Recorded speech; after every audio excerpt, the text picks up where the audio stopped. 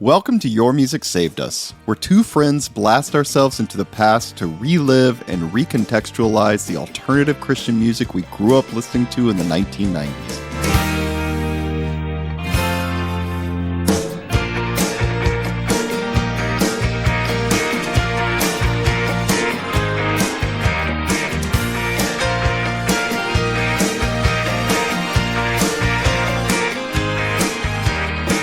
My name is Jay, and I'll be your host for today.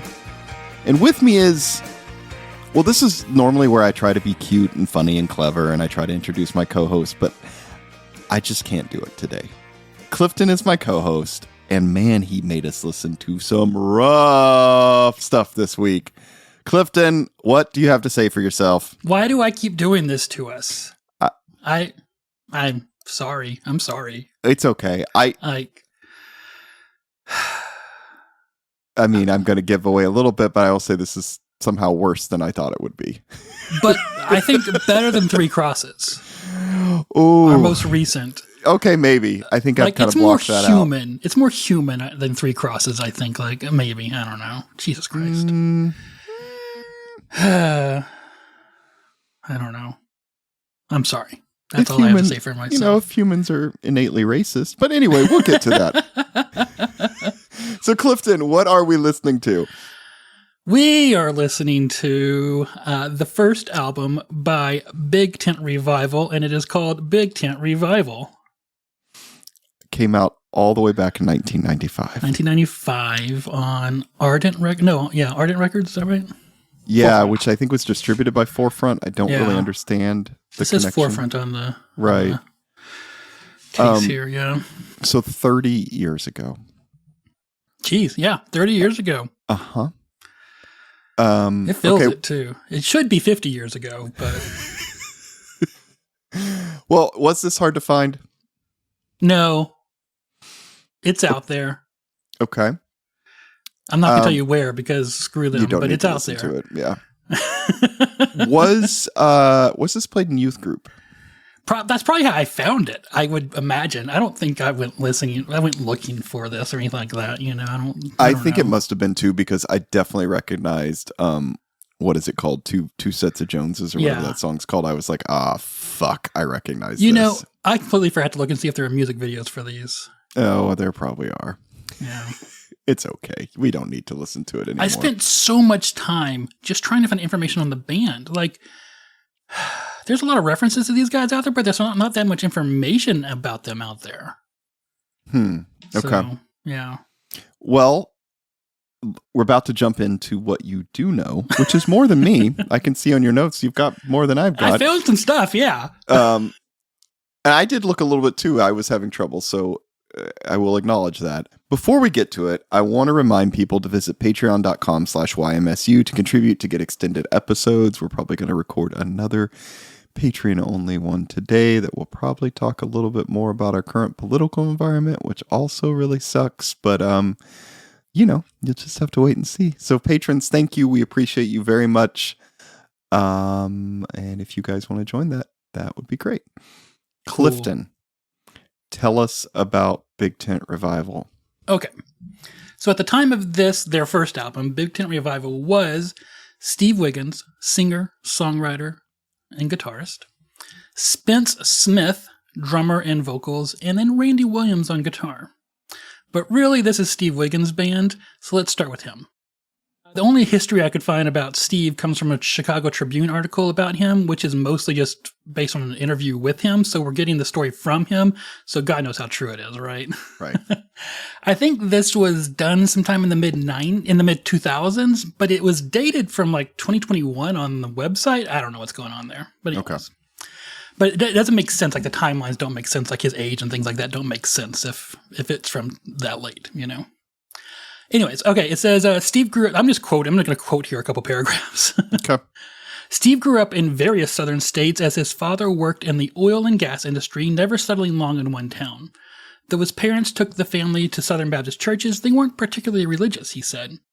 At Arkansas State University in Jonesboro, Wiggins got deeper into his faith after hearing another student on the track team talk about his relationship with Jesus. Quote, I realized my commitment to Christ then was more cultural, just going to church, he said. But this guy's commitment was personal and more consistent, end quote.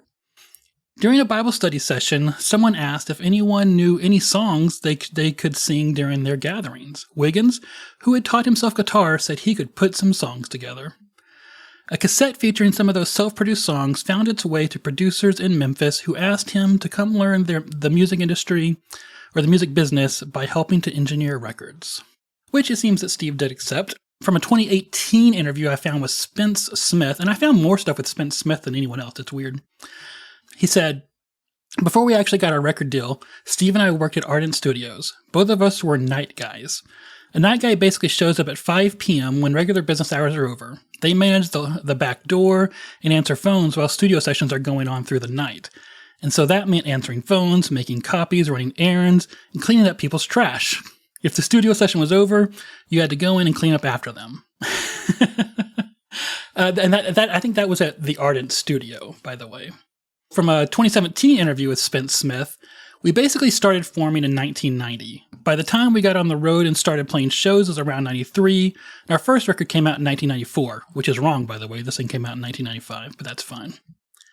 The Chicago Tribune article says, "Steve's career took off in 1993 when he helped form Big Tent Revival, pulling together 5 friends who shared a passion for their faith and Led Zeppelin." Which isn't exactly true either, because at first it was just the 3 of them, and then they added members later, but we'll get to that later. But yeah, there's many dates, like if you read different articles and different biographies and whatnot, there's dates anywhere from 1990 to 1994, with pretty much every date except for 1992 mentioned as a formation date. Okay. But in 1991, Steve put out a solo album on Sparrow Records, which didn't seem to get much attention, but maybe one song got some radio airplay. And I actually spent the last like half an hour looking back through my notes to try to see where I took that note, because I was going to play that song for us, Jay. But I never found that note. I don't know what the hell happened. So I'm just going to look up Steve Wiggins on YouTube right now, and let's listen to a song off of this album.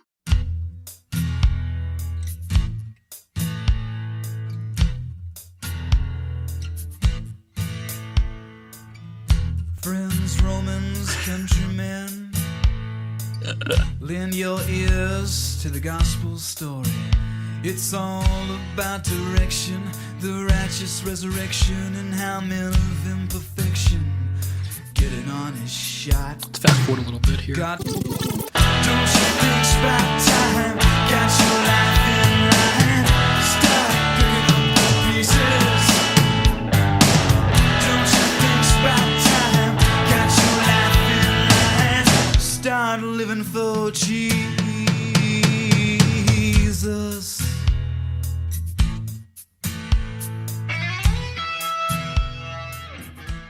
All right, I think that gives us a picture of what was going on before.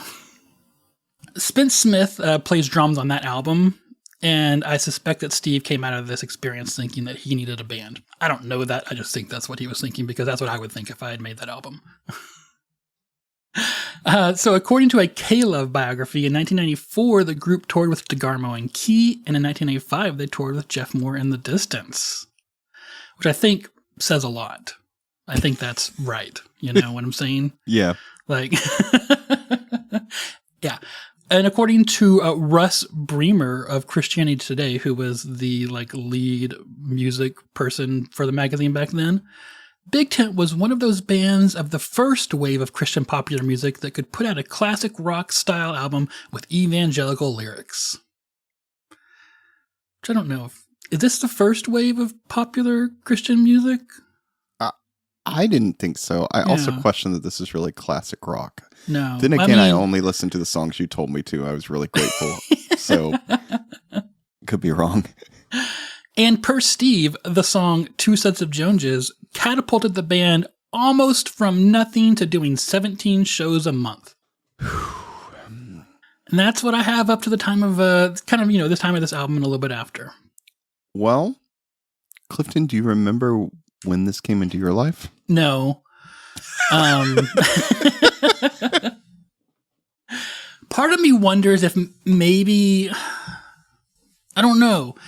Like, remember when I saw, I've told you before that I saw Jeff Moore in The Distance at that summer camp, right? Yeah.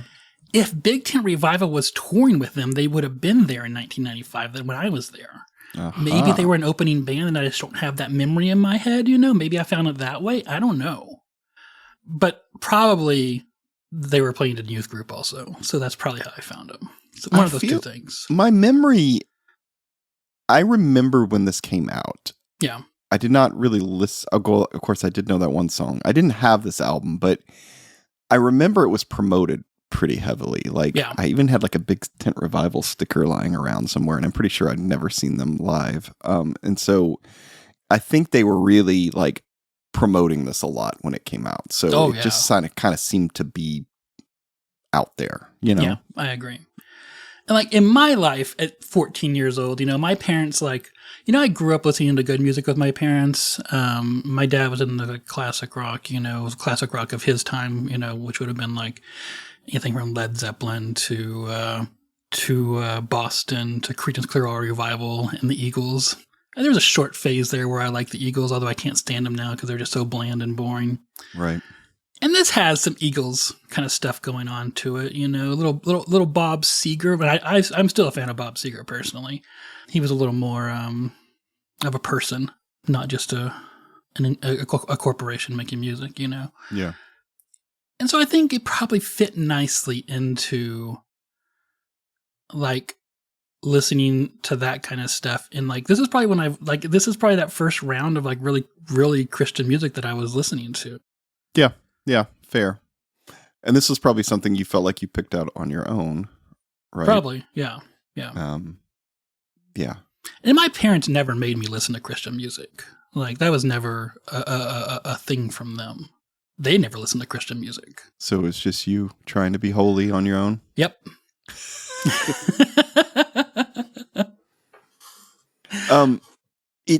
I just want to say one thing before getting into this more. It's interesting to me that this is on Forefront, who like kind of tried to market themselves, I thought, as a little bit more of an alternative label, but even though the artists they had were like, I mean, it's like DC Talk and stuff, right? Like pretty. But also shitty. Jeff More in the Distance. Yes, but then I listened to this and I'm like, this does not even seem alternative, really. I don't know. Maybe it's just.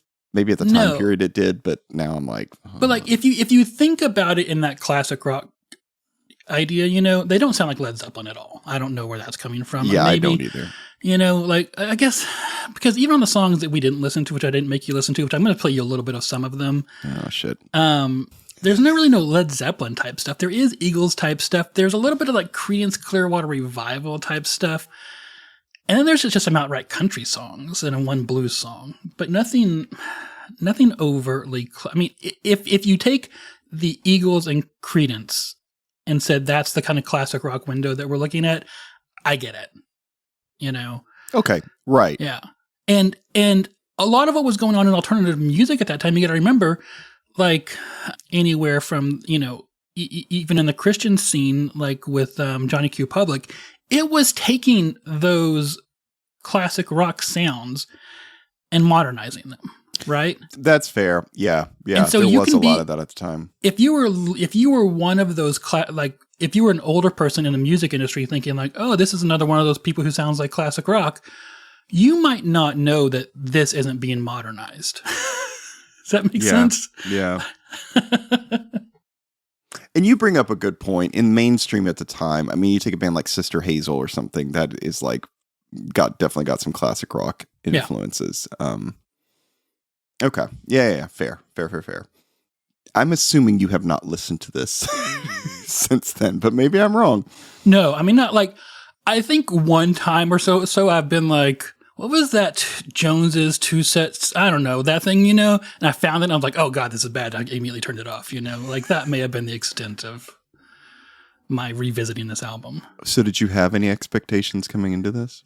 That's a good question. I think I thought it was going to be cheesier, like in a Jeff More in the Distance, cheesy kind of vibe. Right. And it's less cheesy than that. That's true. Yeah. It doesn't make it better. No. Because it's just less fun. Right.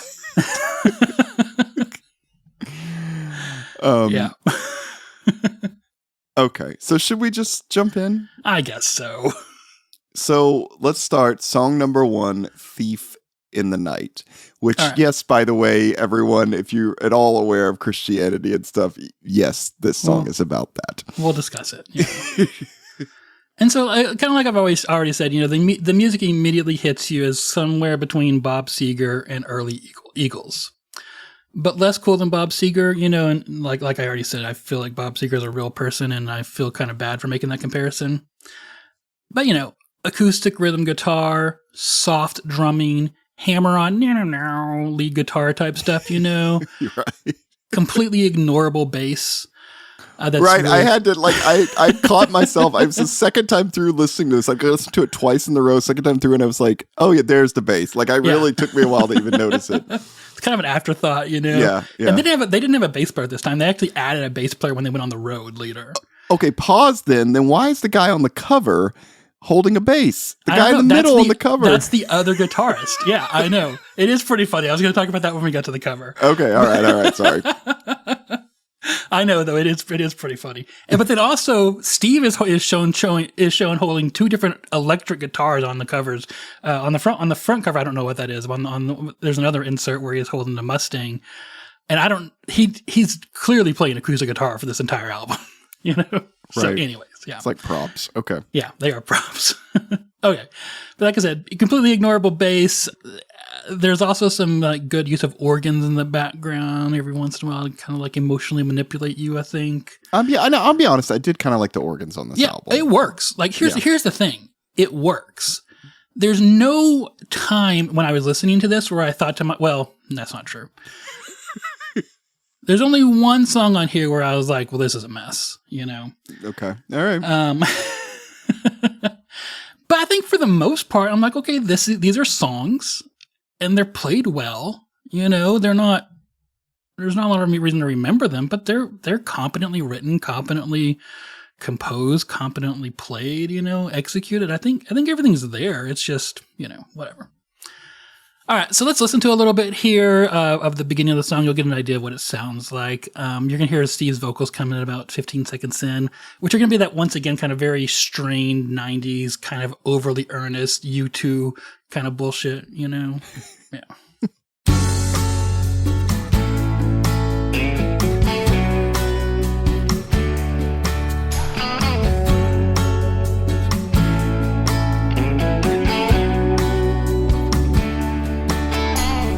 Children in the dark, searching all around, hidden in your spot. Suddenly you're found. This is the game we used to play. There are higher stakes these days. So you got that organ coming in there. I think it's a nice use of it, Also, this is the game we used to play? That was a Jeff Moore thing, right? That was one of the Jeff Moore songs. It seems very Jeff Moore to me. I think that one, his best friend song, Mm-hmm. I think that was also kind of these are the games we used to play, but now we forgive each other kind of thing, Interesting. Yeah. Can I ask about one thing before you go on? Yeah. There is a sound in here, and I'm going to even tell you where it is, Clifton. It's at 6 seconds, 21 seconds, and 29 seconds, and it sounds like you're going, in the background. Did you hear that? It's 6 seconds in? Yeah. Maybe 5 or 6 seconds. There's no vocals there, so I'm going to take those out. Let's get rid of the lead and rhythm guitar there and just play a little bit here.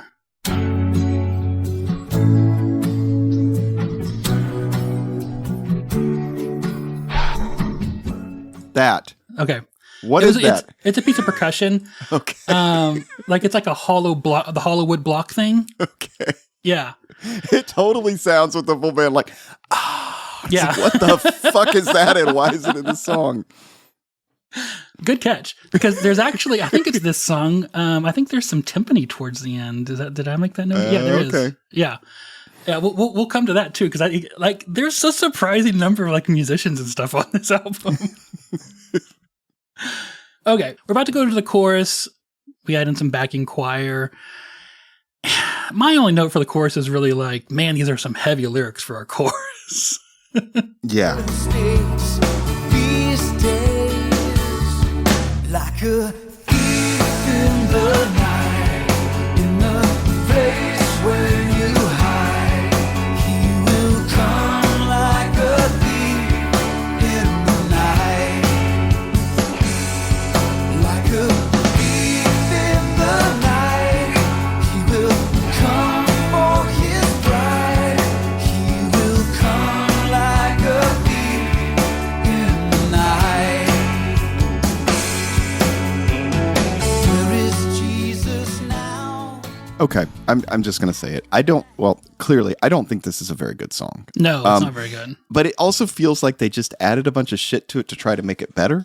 Yeah. And like those background choir vocals right there, I don't think add to the chorus at all. Like I wish they weren't in that. There's another song where they do it that I'm like, okay, I can see that a little more. You're right. There's 2 or 3 songs on here where they add some choir. You're like, that hits, you know. Yeah. I think it adds weight, and like you said, I think it's just because there's not much else there. Yeah. Yeah. Like this song kind of sounds like something somebody like at my church would have written, and that Yes. they're singing together like that. Like, I mean, it's fine, I guess, but it is not great.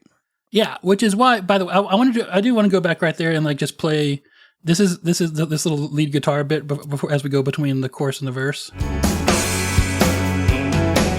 is Jesus? Shit like that is why for a long time I hated lead guitars, and I call that just hammer-on leads, you know, because it's like, and this is the kind of stuff you would see in like worship band, you know, Oh, like yeah, where totally. I can just picture it in my mind right now. Yeah. The guy with his eyes closed, like, he doesn't do anything for like 5 minutes, and then he's like no, and then Yeah. he's like, because that's the Nailed only, he's not allowed to really like strum the electric guitar. That's like the only part he's really allowed to do, right? Like, yeah, is that. Exactly. All right. We'll get into the lyrics of the second verse are great. We'll get into them later. But I will give them credit, and we'll get into the lyrics a bit. But there actually is different lyrics for the second pre-chorus that actually deals like it continues on from the verse. It's kind of interesting that they put some effort into it. But let's skip to the end of the second chorus here, and we're gonna listen to the end of the second chorus here into the bridge. We're gonna get the organ back, which is gonna be nice. We're gonna get some palm muting on the guitars.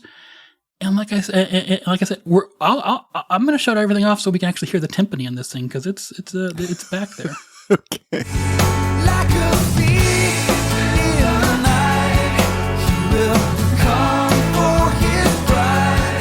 He will come like a thief in the night. And when he's here, he'll shout, erasing every doubt. And then we'll all cry out, save us, save us, save us.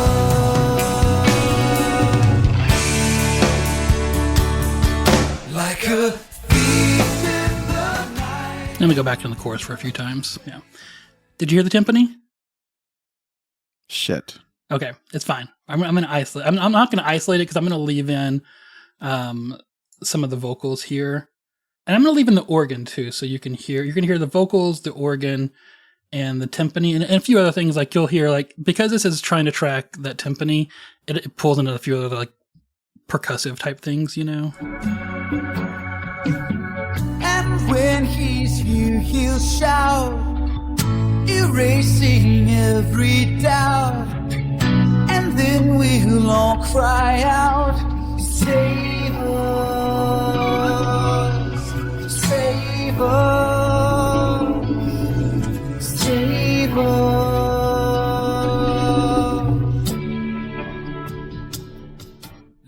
All right, did you hear it? It's really low. Let me turn it up this time. Yeah, barely. It's just a little rumble in the background.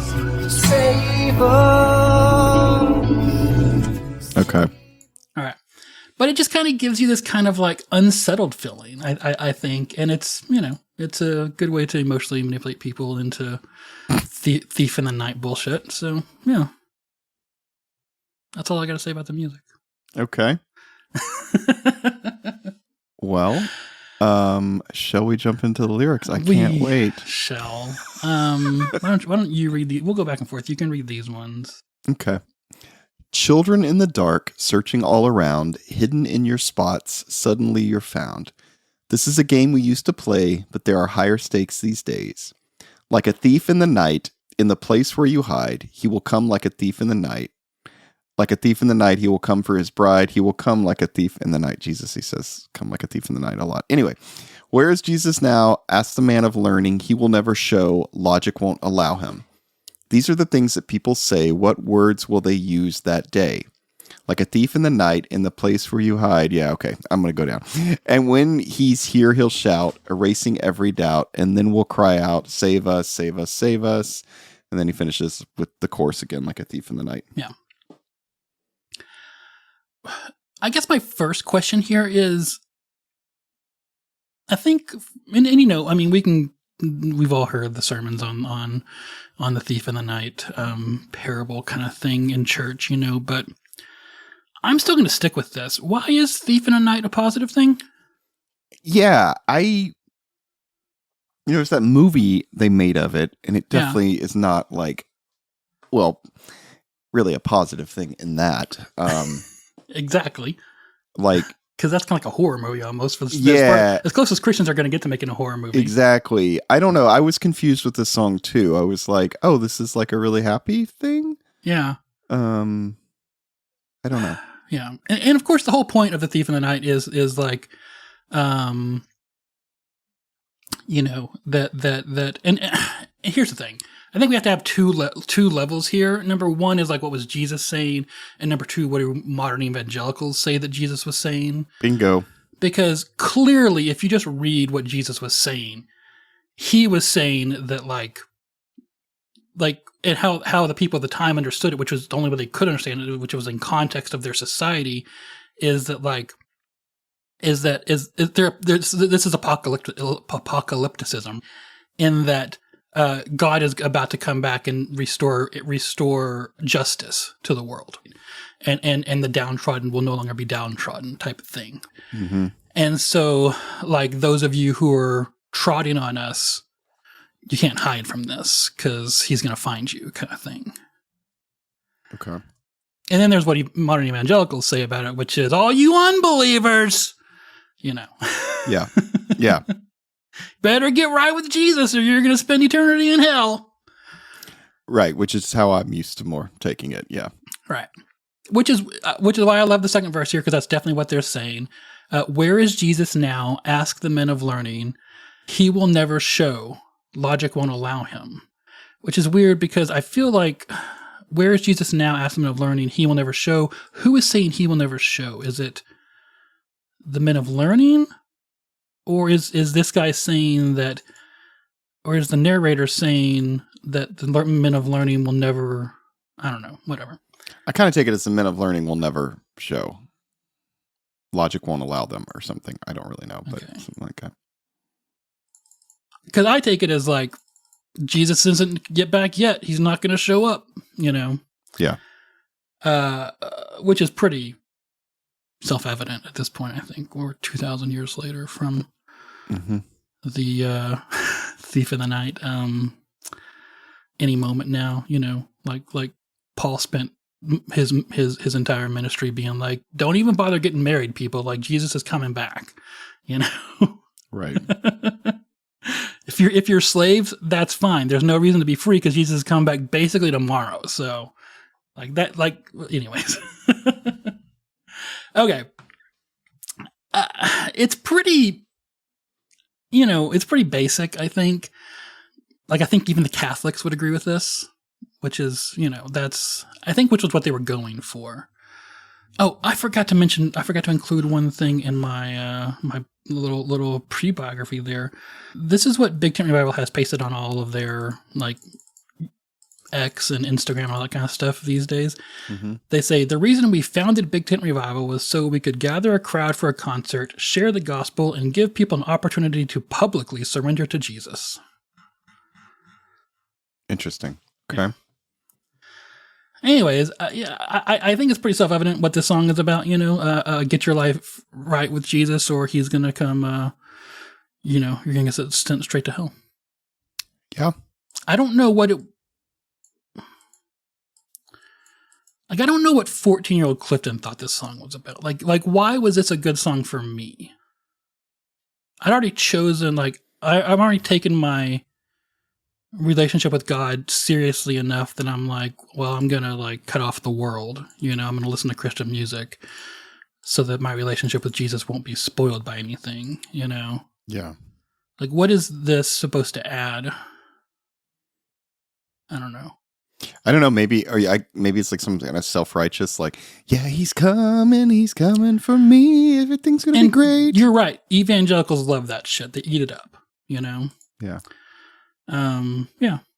I do think it goes back a little bit here to this whole, he taught himself to play guitar and someone's like, hey, you got any songs we can sing to each other while we're in these Bible study sessions, and this seems like something like that. That's fair. Yeah. This seems exactly like something like that. Yeah. But yeah, you're right. It's not a good song. It's a fine song. It's not good. I don't know why they started the album with it. It definitely didn't make me want to No. listen to it anymore. No. But if they started the album with either of the next two songs, it would feel wrong. True. Because those are, I don't know.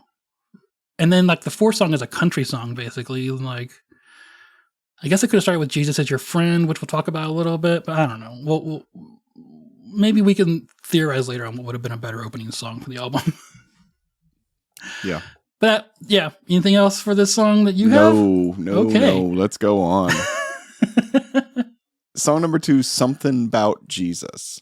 About Jesus. Something about Jesus. Yeah. This song is it's a mess. So it starts off just straight away, just blowing and going with the chorus. Vocals way louder than everything else combined, It's kind of like a southern rock kind of feel, once again, not that different than early Eagles, Bob Seger thing, but very upbeat, and it just starts screaming out with, there's something about Jesus. Yeah, Jesus. Yeah. 6 syllables in Jesus there. It's upbeat, it's catchy. Here's the beginning of it. Something about Jesus that makes me forget all of the silly little cares of this world. Oh yeah, you bet. Now, everyone out there, if you've never heard this song before, where do you think it's going next? Because if you didn't say Anglofied 60s soul, then you are wrong. I don't know why it does this. But it goes into one of those I don't know how to explain it. And I spent the last few days trying to figure out who to compare this to, and I can't. Even though it's out there, and I just can't figure it out right now. But anyways, here's what it does from there. You bet. Got into Memphis about 2 a.m. Waiting for me with my blonde-haired friend, trying to ease my mind. Ain't been home in a long, long time. Stop complaining about balancing books. So it does the 60s thing there, and then it goes back for two measures, and then it goes back to a southern roots rock kind of thing for 2 more measures, and then back to the soul thing. I don't know what it's doing. I think they wrote the something about Jesus, and they're like, huh. Gotta do something with that. Where do we go from there? Yeah. I don't know. I'm going to be honest. I like this song more than the first song, though. Oh, yeah. It's a better song. It's insane, and it's a mess, but it's a better song. Yeah. On the last episode, we gave... what's it called? Pep Squad a little bit of a hard time on that one song that sounded like those 2 songs mashed together, Yep. But at least that wasn't the best song on the album, or the second best song on the album, maybe. It was one of the worst songs on the album, but it was still fun, Yeah. But this one is one of the best songs on the album, and it is still a mess. So it yeah, I'm trying to think. Like there is a bridge. Let's listen to this. Let's listen to the chorus again, and then into the bridge. Right before the chorus, there's like a little turn, like a little 3-second kind of turn from the verse into the chorus. It's not bad. I mean, it's boring, but it's not boring. It's lazy, but it's not bad. She's just gonna make it right, child, make it right. Something about Jesus that makes me forget all of the silly little cares of this world. Oh yeah, you bet. Shine like the star of Bethlehem. Shine on the one who died and rose again. Some men may worry about family. Oftentimes bridges are like the funnest, like the best like breakdown of a song, and that was just boring. There's no.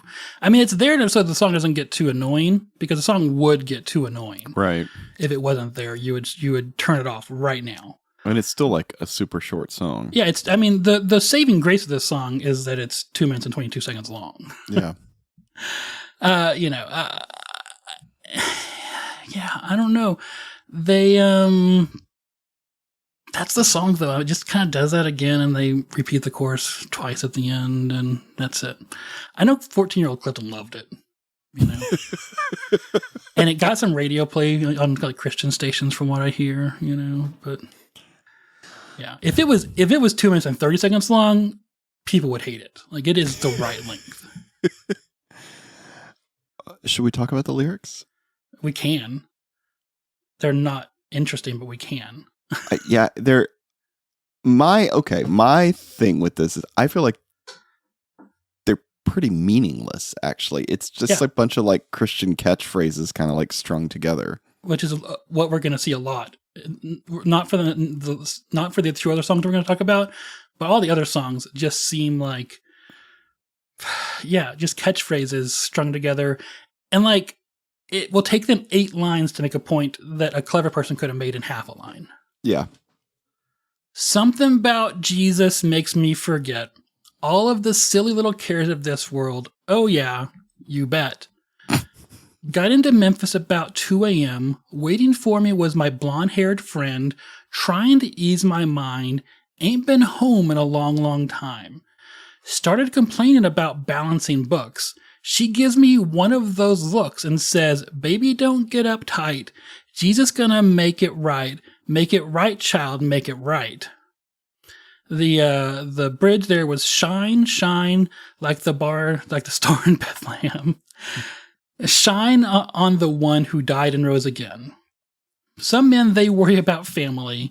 Some men worry about time for tea. But there's one man, I'll say, who can chase the worries away. His name is Jesus, and you soon will know. Shout out his name and watch your worries go. Trust in Jesus Christ, because he died to give you life. Give you life, child, give you life. So, what the fuck? So the whole first verse is weird, right? Like, but here's the thing about the first verse. Got into Memphis at 2 a.m. Waiting for me was my blonde-haired friend. Where this is supposed to go in any other song is we went out dancing and then we fucked. Right? Like, but this asshole starts complaining about balancing books. But then she still gives him one of those looks like, let's fuck. But it's not. It's like, it's one of those looks like, Jesus, though. And I'm also curious about their relationship, because she says, "Make it right, child, make it right." So I'm like, we have like a little age gap here? What's going on with this? I don't know. His wife is blonde, so and they were together at this time, as far as I know. I don't know. There we go. Yeah, but it's like he's trying to tell this a little bit of story with the verse, but then he just never even tries again after that. Like that whole scenario is just gone. Yes, it is. But one thing I do love about it is that he's complaining about balancing books. And if you're a listener of God Awful Movies like I am, you will know that almost every Christian movie has a scene in it where someone is sitting at a table trying to balance their like house finances, and then a wife walks in and goes, "Got to give that to Jesus," and the husband's like, "But it's a real problem that I need that we really need to solve," and he's the wrong one. The rest of the movie is about him learning that he's wrong. So, anyways. Which is what the next... so the other part is some men worry about family, some women worry about time for tea, but don't worry, there's Jesus. Okay, that's the whole song. Yeah. It's almost like they're just like on a... Like they got on a roller coaster, you know? And they didn't know what they thought they knew what the roller coaster was about, but they didn't know what the roller coaster was about, and they just kept going. And then they got to the end and they were like, guess that was the roller coaster. Yep. Like they just had no choices along the way. Like, I don't know. I just like how it's like clearly they can't think of anything else to put. So it's like shine, like, oh, what shines in the Bible? What shines in the Bible? Shine, like the star of Bethlehem. Yeah. Shine like the one who dies and rose again. And then the line, I'm sorry, it says some men, they worry about family, and then some men worry about time for tea. What people do you know that worry about time for tea? Those fucking British people. Come on. What the fuck? Pretentious assholes is what they are. I don't know. These lyrics are awful. Yep. Yeah. His name is Jesus, and soon you will know. Shout out his name and watch your worries go. Yeah. Oh my God. First try, best try. This is no editing done. I mean, like if these lyrics took more than 5 minutes to write, I will like eat a shoe or something. I don't know. It's just yeah. That's how I feel. The next song might have taken them 10 minutes to write the lyrics, but only because they wanted things to connect from one verse to the other. And that's hard. Right. It doesn't, but we'll get there. You want to go there? I know. All right. Song number 3, the one you've probably heard if you were around this culture at all back in 1995. This is 2 Sets of Joneses. Yeah, 2 sets of Joneses. One of them is a Joneses, and we'll get to what the other one is. This is one of 2 songs on this album that is on their greatest hits album. The last one wasn't on their greatest hits album, but is mentioned by a lot of people, like in reviews. Okay. Like Steve said, this is the song that launched them from doing nothing to 17 shows a month and 200 shows a year and being on the road and all that kind of stuff, you know, which I think is interesting when we dig into the lyrics here, but we'll get back to that again. So this here's Bob Dylan folk ripoff, just like acoustic guitar and vocals for the first quarter of the song, maybe some piano in there. Eventually, some drums come in, but it's just like tapping type drums, like ta-ta-ta-ta-ta-ta-ta. And eventually, you know, we get what sounds like a harmonica, but they don't have a harmonica listed, so I think it's something else. But anyways.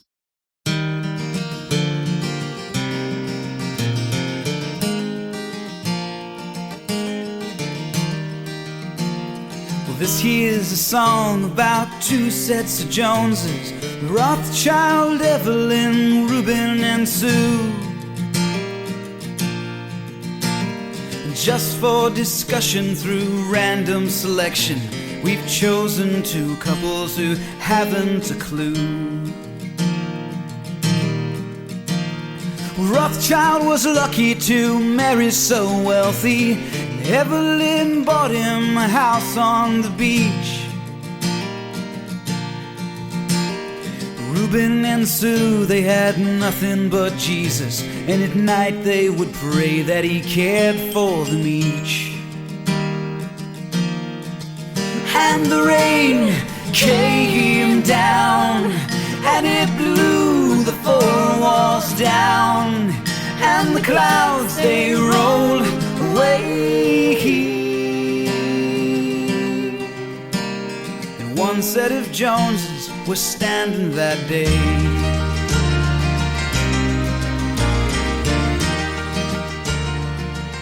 Yeah. Fuck this. Yeah. Sorry, I just remember this shit. This is like, Oh God, this is the kind of shit that all those people in your youth group that wore the goddamn sandals around, like they got into Caedmon's Call a couple years later. They thought this was the hottest shit ever. Like, sorry. No, yeah. So, it's just a storytelling song like that. I think one of the most important things about this song is that it's emotionally manipulative on many different levels. We'll talk about how it's manipulative in lyrics later. But right now, I want to just take you through like that chord progression that goes through the verse there. Okay. So the chord progression is 1-5-6-5, which is very close. So there's all kinds of like music theory about stuff, and some of it works. But like 1-5-6-4, for example, is a very like resolving. It goes 1-5-6-5, which makes it feel kind of like uplifting, but it never resolves. So listen. So this is how the verse starts.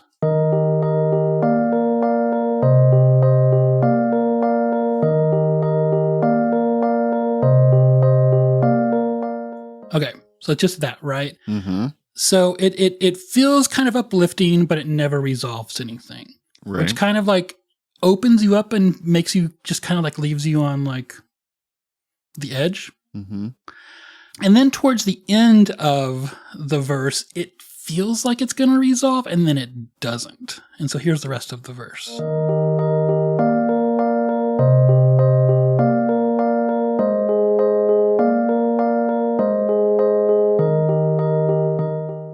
So it feels like it's going to resolve there, but then because it hangs on, it never quite resolves. And then it repeats again. So this kind of leaves you in this kind of like open, unfulfilled kind of state where the lyrics are the only thing that could possibly fulfill you. Because even the music for the chorus it actually doesn't resolve even worse. It's actually one of those chord progressions that's known for just kind of like putting you on the edge and just leaving you there, So musically, and I'm not saying this is done on purpose. I'm just saying that this is what it is. It leaves you in this kind of, you feel like you're being uplifted, but then it leaves you not finished, and so you kind of feel empty inside.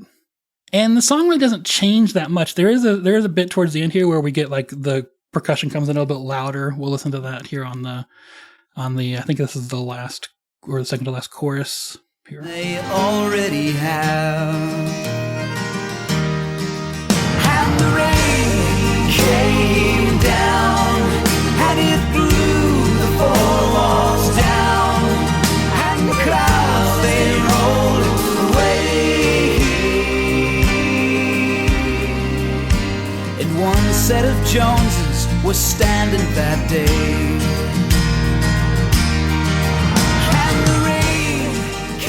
It does that a few more times. Really intense background vocals there, That's all I have to say about the music. Because it's a pretty boring song musically. It feels like a Bob Dylan ripoff, right? Yeah. A little bit of like Kinks in there. Like Kinks had like a few of these like acoustic kind of songs like this. Cat Stevens, maybe. Yeah. That kind of stuff, yeah. The soundtrack to Bottle Rocket. Yeah. Yeah, that kind of stuff. Anything you have to say about the music other than it being boring?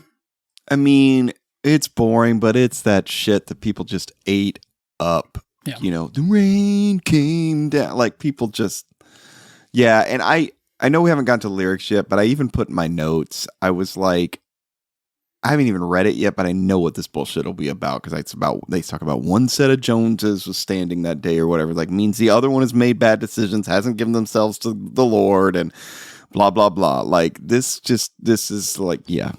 Anyway, I don't know why I hate this so much. It's really bothering me. Anyway, because it's manipulative, and there's also some more reason to hate it too. Well, yeah, there's definitely a big one that. Anyway, we'll get to it in a second. Yeah. I guess we'll let's read the lyrics a little bit at a time here.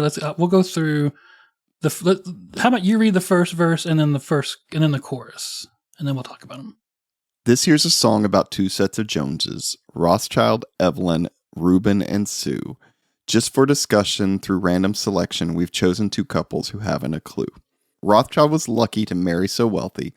Evelyn bought him a house on the beach. Reuben and Sue had nothing but Jesus, and each night they would pray that he'd care for them each. And the rain came down, it blew the 4 walls down, and the clouds they rolled away. One set of Joneses was standing that day. All right. So our 2 sets of Joneses are Reuben and Sue, just good old American people, you know. And then we have Rothschild and Evelyn. Jay.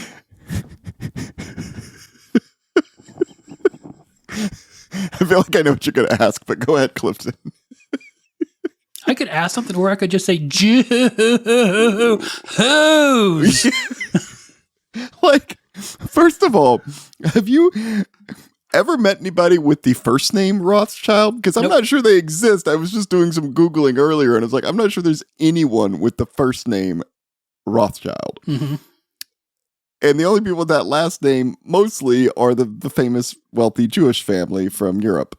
So For which a ton of anti-Semitic conspiracy theories exist. yes. Also, the latest, like Evelyn Rothschild is was at the time of the writing of this was like the famous person from that family.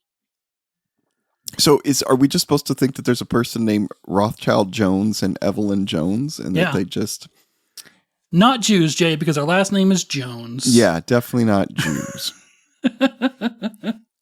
Okay, I mean this is pretty on the nose. This is like Carmen Witch's Invitation. Yeah. The guy's last name is Horowitz.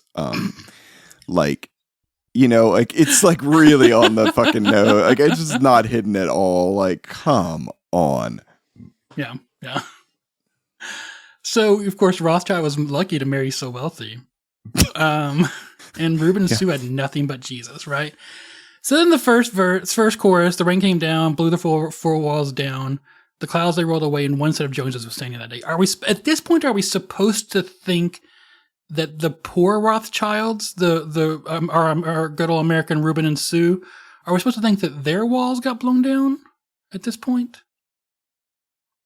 Yeah, I was wondering that too when I first went through it.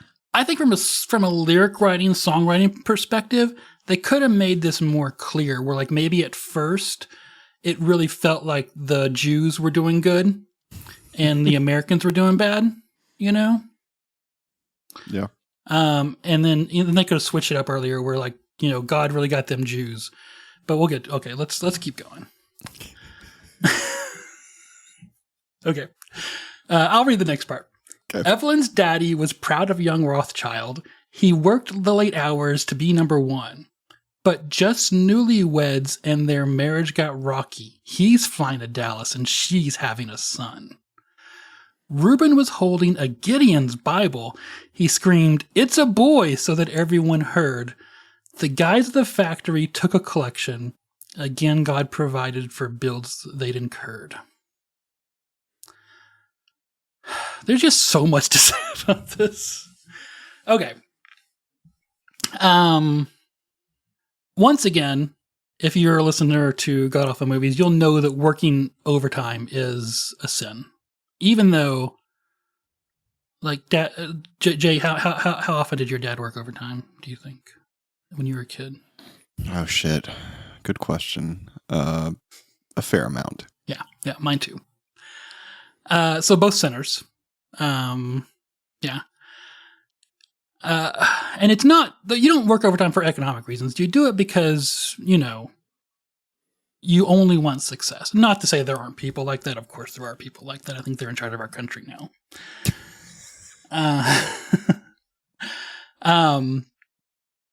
But you know, I'm just saying that this is rather simplistic, right? Yeah. But I do appreciate that, that I think the implication is here that he's flying to Dallas while she's giving birth to a son, because that's what all the interpretations of the song say. Mm-hmm. Yeah. So then we have our good old Americans over here. I'm just going to Yeah. pause real quick. If Evelyn is the wealthy one and buys him a house, why is he working so hard? Because he went to work for her dad, obviously. Oh, so he's got to like prove himself Yeah, in the family. yeah. Okay. All right. Yeah, Thank this you. is your classic white collar, you know, Boston Jew kind of, I don't know. Okay. Yeah. So just like the Jews just had a baby, our Americans are also going to have a baby. So Reuben was holding a Gideon Bible. Jay, while, if your wife was giving birth, would you think to yourself, I need to hold a book? And it should probably be a Gideon's Bible. Who other than what do the conservatives call it, when you do something only because it shows who you are? I don't know. Us evil liberals only support gay people because it's just all show. You know what I'm saying? Virtue signaling. It's virtue signaling. But wait, you're saying so there just happened to be maybe a Gideon Bible in the nightstand near the bed at the hotel, at the hospital, if that is a thing, and he grabbed it and was just hanging out with it. I don't know. Why is he holding Gideon's Bible while his wife is giving birth? I mean, I'm thinking, Clifton, he's so holy that he's been sitting there reading the scripture, maybe reading the scripture to his wife while she screams out in agony and gives birth. He's he's praying over the baby as it comes out. You know? Yeah, you're right. You're probably right, Jay. Sorry, I misinterpreted this. What I love, can I go to the next line? Yes. The guys at the factory took a collection. Again, God provided for bills they'd incurred. That's not God providing. That's your fucking fellow workers providing. Yeah. And the reason they had to do that is because our system is broken where having a baby can fucking bankrupt you. Agreed. This isn't a happy story. This is a sad story. Yeah. Also, we got a little class consciousness in here. He obviously works at a factory. He's supposed to be some blue collar type just like guy. Conservatives. All conservatives do real things and all the bad people do fake things. Right. Yeah. Interesting. Yeah. So then we get the chorus again, and then Jay, you want to read our very last verse to us? So, what is the point of this story? I wish I knew. What am I trying to say? Is your life based on the rock of Christ Jesus, or a sandy foundation you've managed to lay? Needless to say, Evelyn left her husband and sued him for every penny he had. I truly wish those two would find Jesus, but before things get worse than they already have. Well, I guess getting divorced is caused by not having Jesus. By the way, the drummer for the band is divorced now. There's a whole interview with him about it, where it's the hardest thing he's ever been through, but they just didn't get along very well. And also, Steve said in an interview one time that his parents fought a lot, but decided to stay together. It wasn't a very healthy environment, and they, Good thing they didn't get divorced. Yeah. Jesus. Yeah. I'm just as I look through these lyrics again, this doesn't even really make sense. So bad things happen to the Rothschilds because they didn't have Jesus, and good things happen to the other family because they did? Mm-hmm. But we don't really know what happened to the other family after they had the baby, because they go back to the Jews and show how their life fell apart. Mm-hmm. Yeah. We can assume that everything's fine because they have Jesus. Look, Jay, when you have Jesus, nothing is hard. And there's not really repercussions for anything, I slightly changing the topic, just slightly. I grew up in a small city in Texas. I would say similar for you. Mm-hmm. Now, where I'm from in Texas, we just did not have a lot of Jewish people. Yeah. We didn't have a lot of diversity, period, Nope. honestly. I should look at the demographics while I'm talking to you. But I really didn't encounter Jewish people. It's not like if you'd grown up in Philadelphia or something. Some places it's just it's a much larger Jewish population. We just did not. And so, like, I don't know that I would have caught, like, the Rothschild thing. Definitely. When I was a kid, I had no clue what was going on here. But I guess where I'm going with this then is, like, did all the producers and everyone else working on this, though, not catch this? Like, Oh, I think they caught it. and they were just like, yeah. Yeah. People are just anti-Semitic and racist, Jay. Like,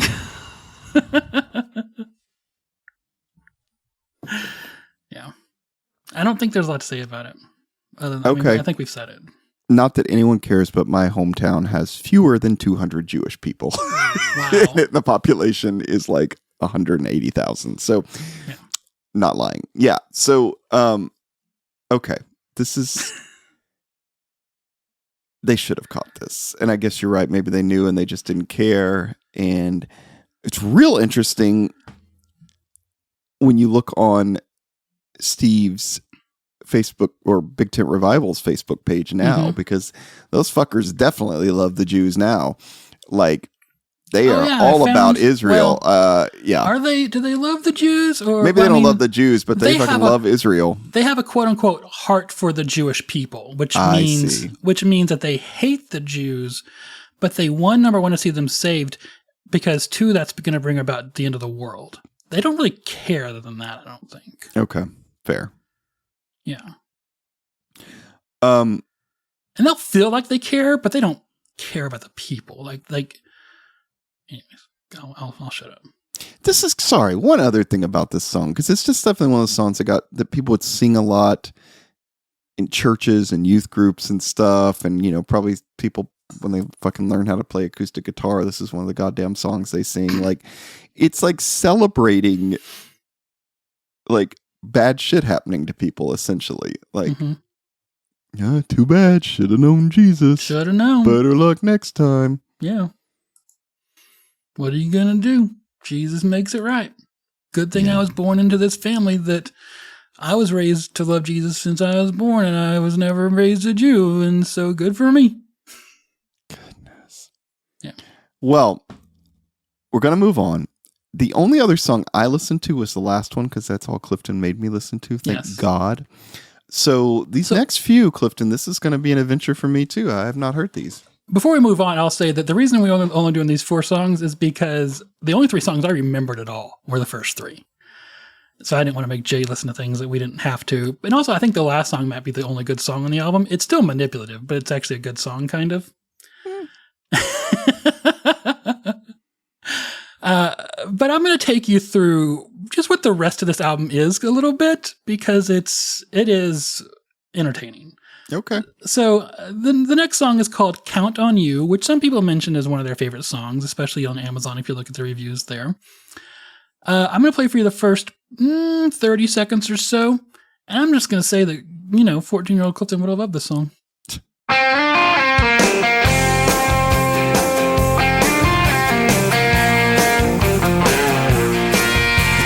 When the day has just begun and it's already through, I can count on you.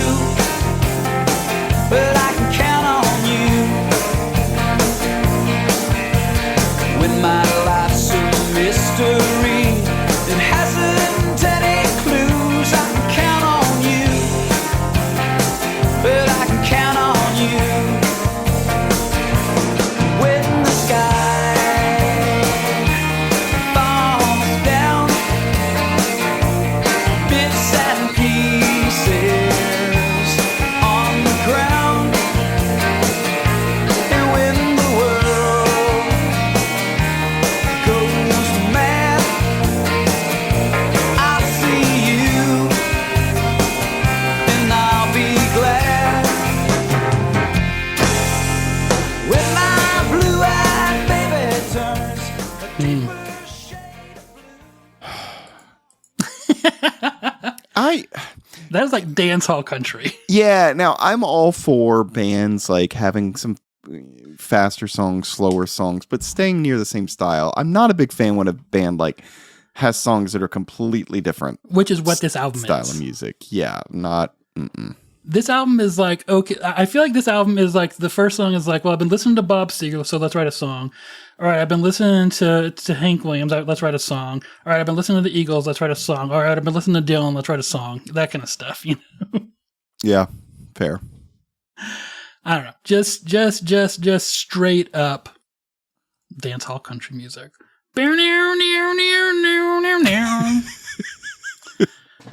This next one is called Jesus Is Your Friend. And I'm going to play just a little snippet from kind of the middle of the song. And I have this song labeled as the hit that nobody wanted. Be scared or afraid. Jesus is your friend. Oh, it's alright. He'll be there in the black of night. Oh, it's okay. He'll be there in the light of day. And love will never end. And Jesus is your friend. Jesus is your friend.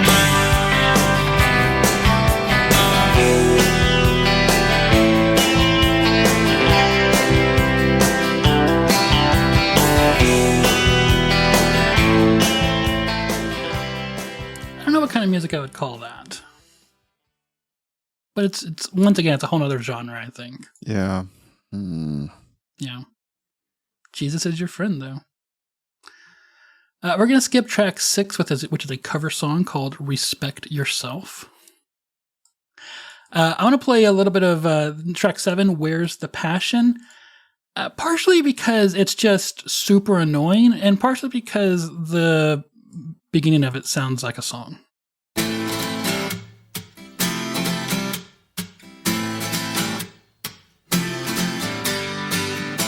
Hey people, gather round. Come see what's going down. Listen, can you hear? Brother, sister, oh my, I see pain, misery, and all my heart wants salvation for everyone. I searched the land for a willing man, and I found many. One by one, the hard times come, they all up and left me. Where's the passion? Where's the hey? This is okay. And before you get to that, this sounds like the type of music that, like, you're visiting a city for a work trip or something, and or with a friend, I don't know, it's a new place. You go out, you're just trying to find a bar to have a drink, you know, or maybe even like a place to eat, but they just happen to have live music, and you walk in, and then you hear this shit, and you're like, fuck, but there's no other place to go, so you're just trying to ignore the shit in the background. This is that kind of music. Yes, I agree. Yeah. And you got to stick with me here a little bit. It's a little bit of that same classic rock vibes that Loudflower brings to their stuff, but it's not good. Loudflower, I think, did a good job. Yeah. And this is like phoning it in. This is faxing it in. Okay. This is, I don't know. This is not good. But anyways, that first song, the first of the "Hey people, gather around, come see what's going down." Does that not sound a lot like Yeah. Buffalo Springsteen here? There's something. I think it's time we stop. Children, what's that sound? Everybody look what's going down.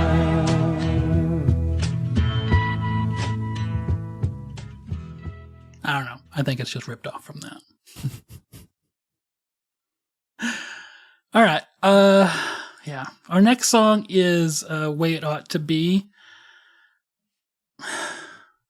I don't know. We're gonna get boring here if I keep doing this, but this will be the last one that we do, I think. No. I don't know. I'm just gonna play a little bit though.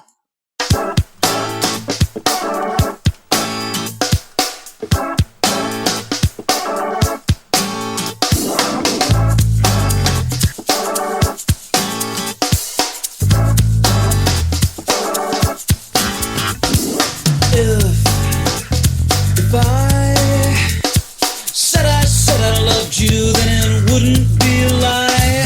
So you say I didn't tell you often, and now we disagree. 'Cause here we are fighting, and we should be reuniting. I said, hey, that's the way it ought to be. I said, hey, that's the way it ought to be.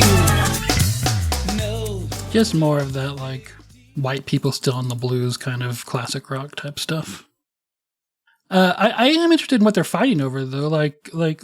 You know, we are fighting when we should be reuniting. You know, is this, like, are you fighting over, like, whether women are people, or, like, if a specific belief in the Trinity as stated in the Nicene Creed is necessary for salvation? Like, which one are you fighting over? Yeah. The next song, we're not going to listen to it because it's boring, but it's the other song that's on their greatest hits album, Faith of a Little Seed. Oh, God. Just by the title, I tell you what this shit's about. No, we're not going to listen to it. Thank we're going to you. go to the next song, which is Message from the King. All right, Jay, we've been through a lot of music styles. What do you think this one's going to be? Oh, shit. You didn't see my notes, did you? I did, but I'm going to pretend I didn't. All right. Well, you saw my notes. So yeah, okay. let's All just right. play it. Sorry.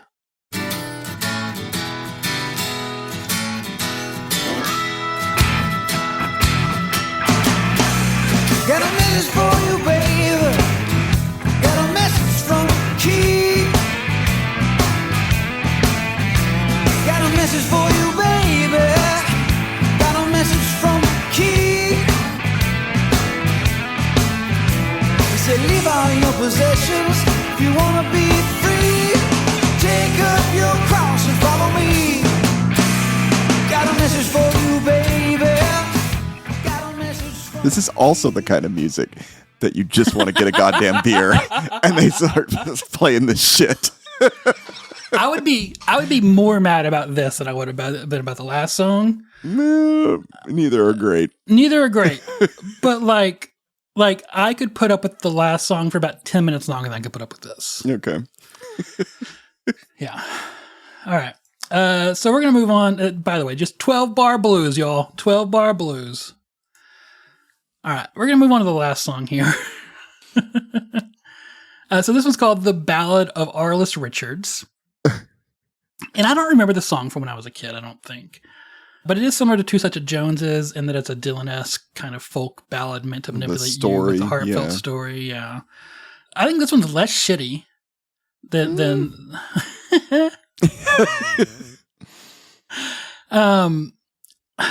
just because it's there is a world in which this song is not horrible. How about that? I think their intention is pretty horrible here, but if you can separate their intention from what's happening, it's okay.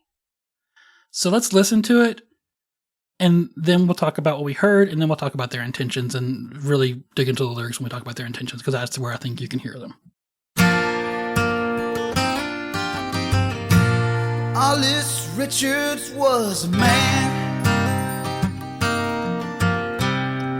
who lived among the blacks.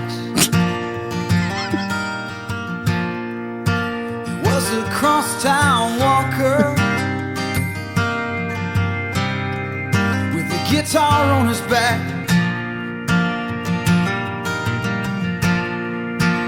Barely educated, couldn't write his name. When he played his guitar, everybody sang, I have been set free. Pain and misery, no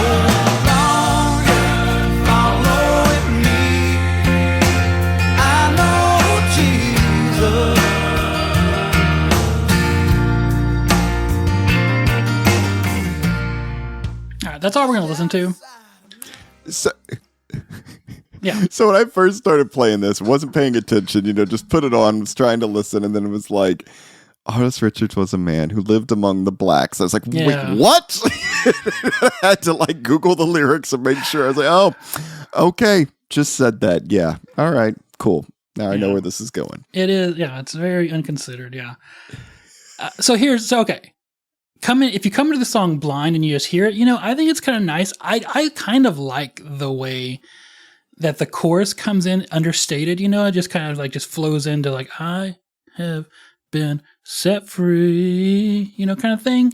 I think it works. I think having the choir in there works. Just kind of like as a folky song with some, gospel kind of influences. I think it works. Everything else about it is a disaster.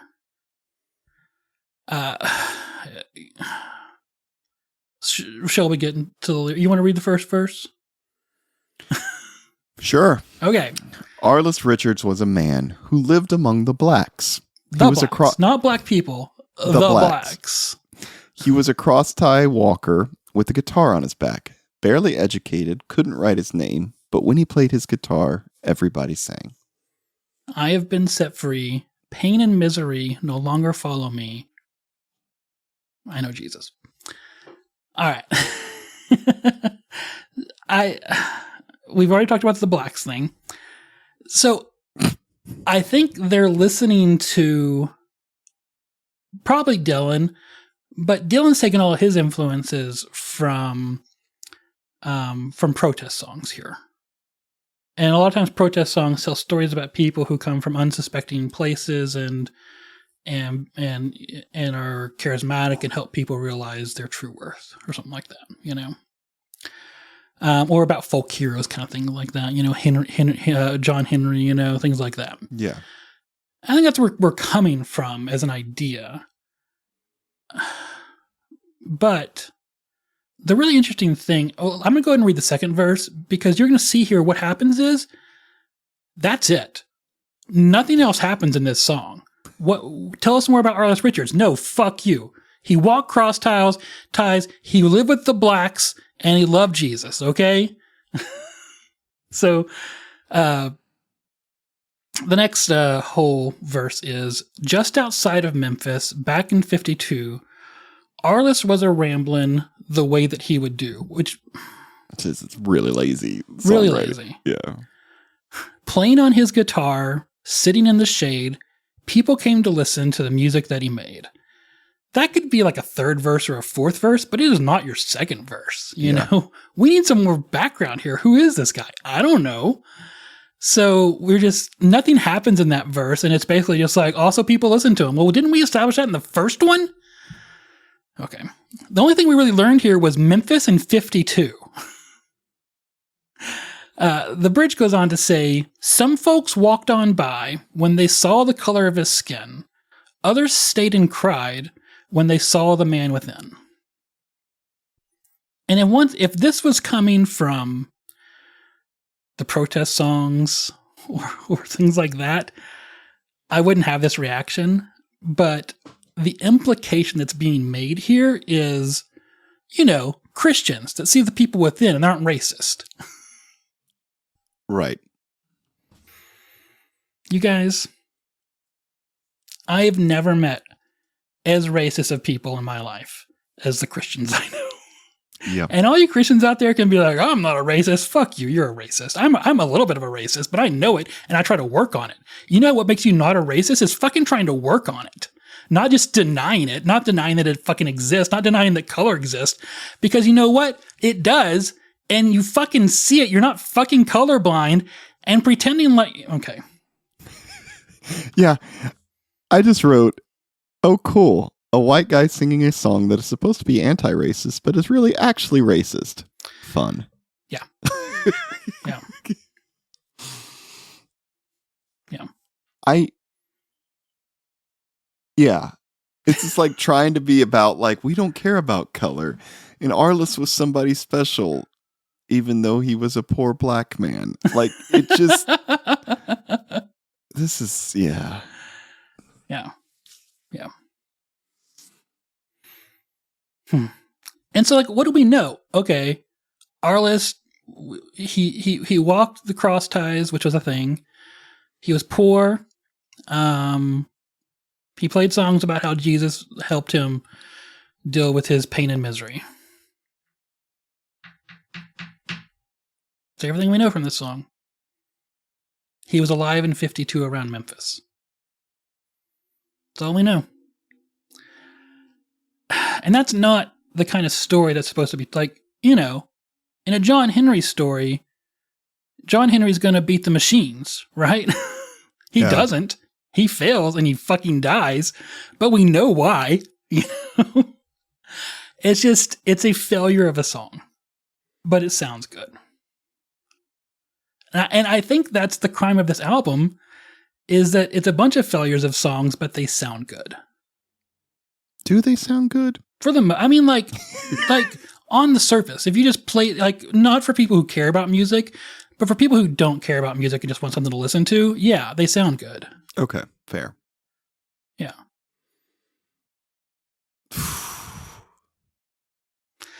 Anyways, sorry for subjecting you to this album that you had managed to miss in your life, Jay. Mm-hmm. Yep.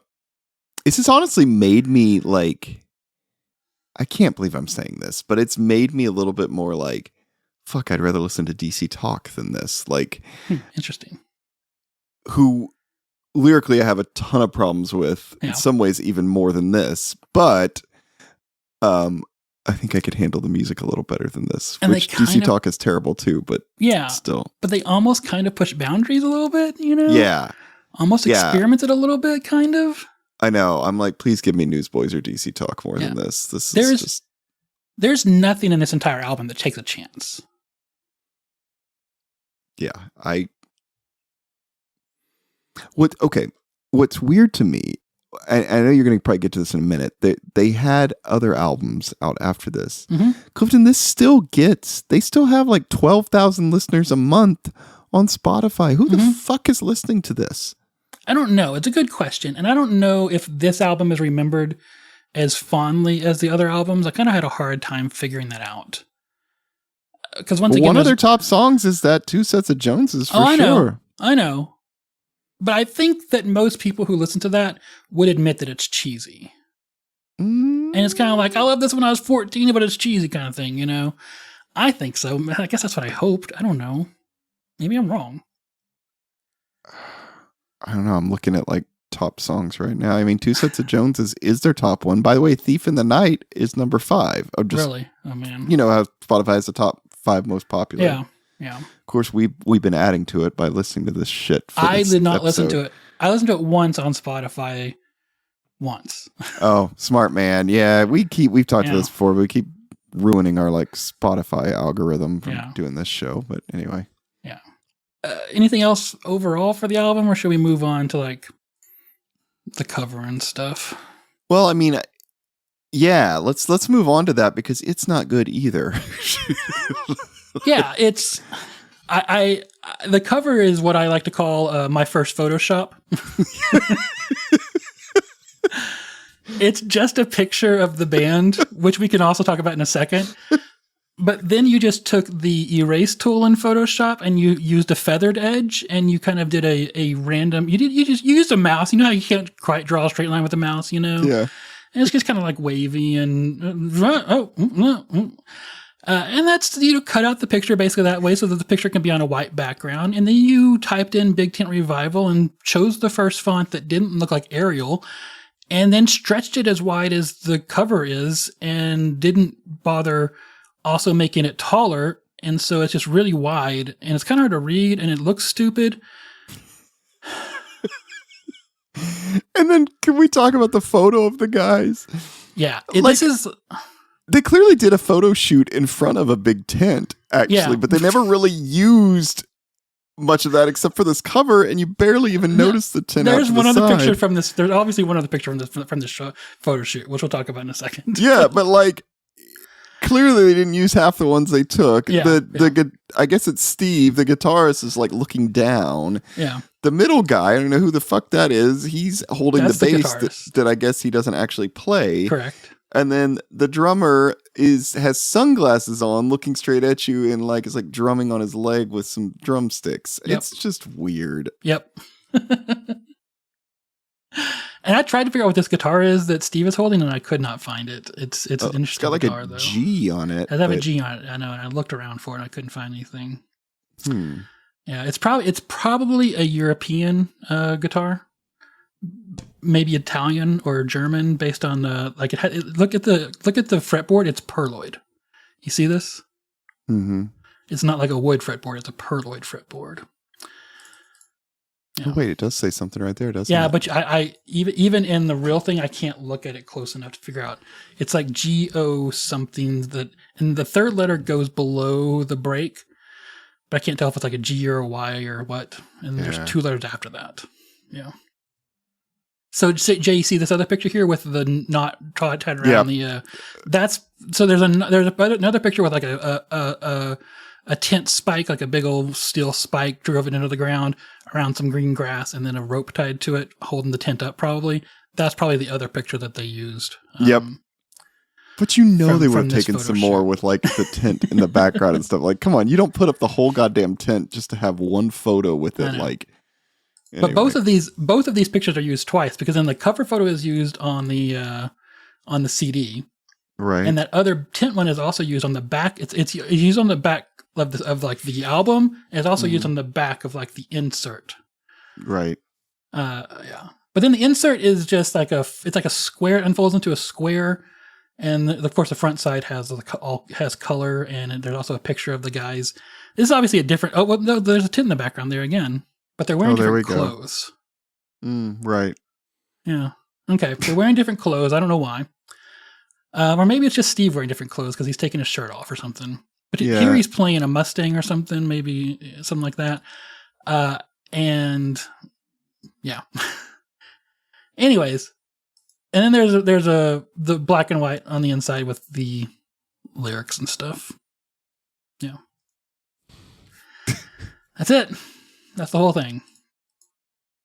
It's pretty lazily done. Where are they now, Clifton? All right, so Big Tent Revival went on to put out 5 albums in total. Every single one of them nominated for a Grammy Award, Jay. None of them won, but every single one of them was nominated for a Grammy Award. They broke up in 2000. Steve immediately went into ministry at a string of churches, mostly being things like contemporary worship leader.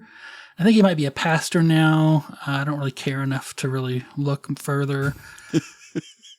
Spence went to work for Compassion International, which I think is like an organization that takes bands to Africa and like poor places, where there's dirty people. So yeah, they can where the listen. blacks live, right? Right, yeah. So they can walk among the blacks. And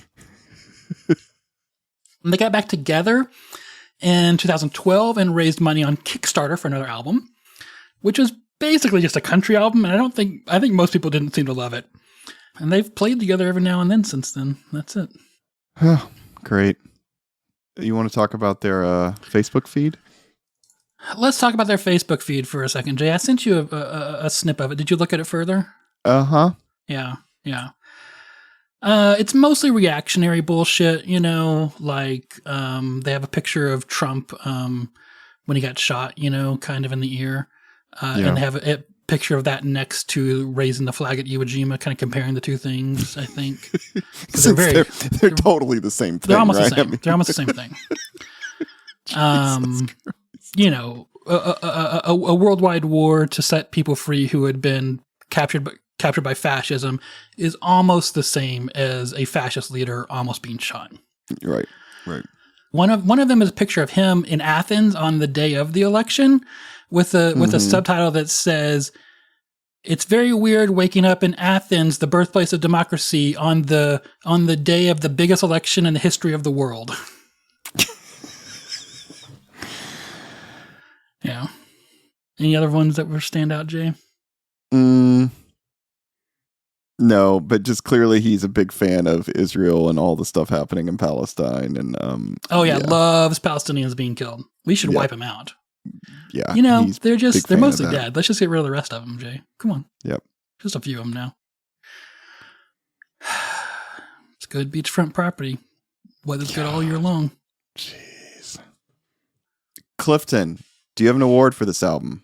Like, I don't have the wording down, but like, if you could take, the big steel stake on the back of it and drive it through one band, it would be this band. Just right in this middle chest region, all the way through all of them. And not really because I want them to die, just because I think they might be vampires and we need to make sure they stay in the ground. Yeah. Fair. Okay. Racists. Definitely seems that way. They're not doing themselves any favors by distancing themselves from that accusation. Yeah. I did not, by the way, listen to any of their other albums because I couldn't put myself through that. So I don't know if like the music got better or if they got, I don't know.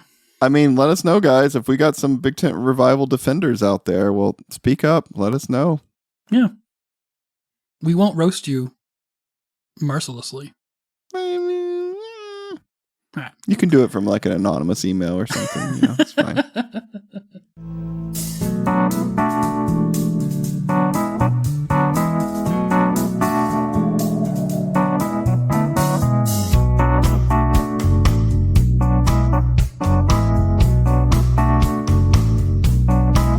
Clifton, what are we doing next time? Well, we're going to kind of raise a little awareness here for a Kickstarter. Although our episode's going to come out on this day the Kickstarter ends. So you guys, Lost in Ohio is raising money to reissue Aunt Betty's 1996 self-titled album, Aunt Betty's, Mike Knott. So if you hear this before, then go give some money to that thing, and we'll put. There's a link on our Facebook page already. But I'll add one to the show notes for this episode as well. But yeah, we're going to do Aunt Betty's. It'll be a fun one. Cool.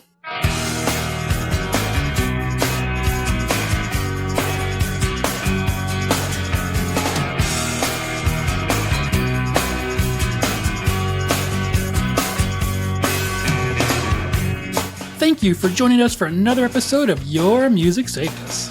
If you enjoyed your time with us, please leave us a review or share this episode. Visit patreon.com/YMSU to contribute and get extended episodes. Visit our website, yourmusicsavedus.com, to find out all the ways to listen. We're on Instagram, YouTube, and Facebook. Join our Facebook group or follow us to keep up with the latest or interact with us. Send complaints and disagreements to yourmusicsavedus@gmail.com. The music in this episode is the work of Big Tent Revival and is used with apologies, not permission.